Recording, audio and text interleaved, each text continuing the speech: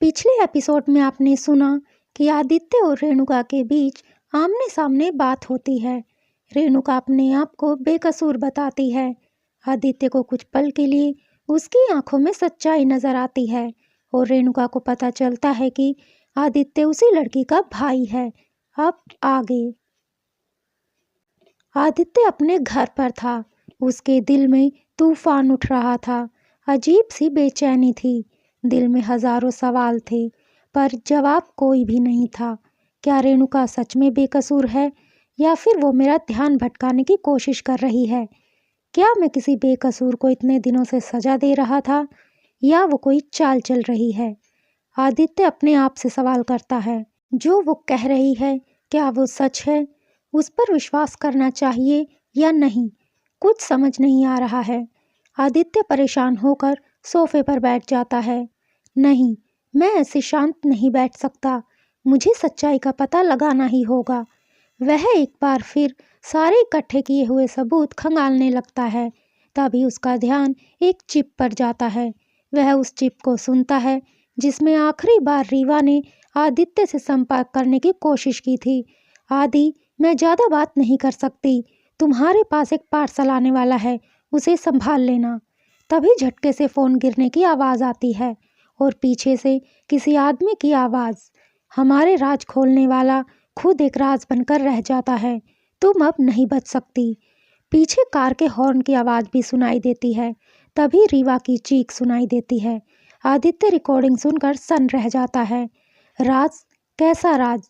और दीदी किस पार्सल की बात कर रही थी? आदित्य परेशान हो जाता है। तभी उसके कंधे पर कोई हाथ रखता है। वह रेणुका होती है। आदित्य, तुम यहाँ? रेणुका, हाँ, क्योंकि अब मैं एक गुनहगार की ज़िंदगी और नहीं जी सकती। मुझे अपने आप को बेकसूर साबित करना है आदित्य। मैं अपने माथे से इस कलंक को मिटाना चाहती हूँ। इस बार आदित्य ने रेणुका की आंखों में सच्चाई को महसूस किया। ठीक है, रेणुका के चेहरे पर सुकून था। तभी आदित्य को कुछ ध्यान आता है। आदित्य, तुमने कहा था कि तुमने किसी गाड़ी को वहाँ देखा था। रेणुका, हाँ, और इसमें एक आदमी भी बैठा था, पर मुझे उसका चेहरा याद नहीं। अच्छा रुको। आदित्य एक बार फिर से वह रिकॉर्डिंग चलाता है। तुम प्लीज़ इसे ध्यान से सुनो और कुछ याद करने की कोशिश करो। रेणुका उस आदमी की आवाज़ सुनकर थोड़ा सहम जाती है। ये आवाज़ तो कुछ जानी पहचानी सी लगती है, जैसे मैंने इस आवाज़ को पहले कहीं सुना हो। आदित्य, कहाँ? रेणुका याद करने की कोशिश करो, लेकिन तभी वह उस हॉर्न की आवाज़ सुनती है। यही है, ये हॉर्न की आवाज़ यही है जो उस रात भी मैंने सुनी थी। आदित्य, पर ये और कोई गाड़ी भी तो हो सकती है ना? रेणुका, नहीं आदित्य, ये वही कार है और ये वही हॉर्न है, क्योंकि वहाँ पर एक छोटा सा मंदिर भी था और इस रिकॉर्डिंग में पीछे घंटे की आवाज़ भी सुनाई दे रही है। आदित्य ध्यान से रिकॉर्डिंग को सुनता है। आदित्य, हाँ, घंटे की आवाज़ है पीछे। इसका मतलब ये वही कार है जिसे तुमने देखा था। प्लीज़ याद करने की कोशिश करो रेणुका, गाड़ी में वो आदमी कौन था? मुझे शक्ल याद नहीं आ रही है आदित्य, पर उसने काला चश्मा पहना हुआ था। आदित्य, काला चश्मा? पर रात को कोई काला चश्मा क्यों पहनेगा? एनीवे, रात बहुत हो चुकी है, तुम्हें अब घर जाना चाहिए। रेणुका हाँ में सिर हिलाती है और फिर वहाँ से चली जाती है।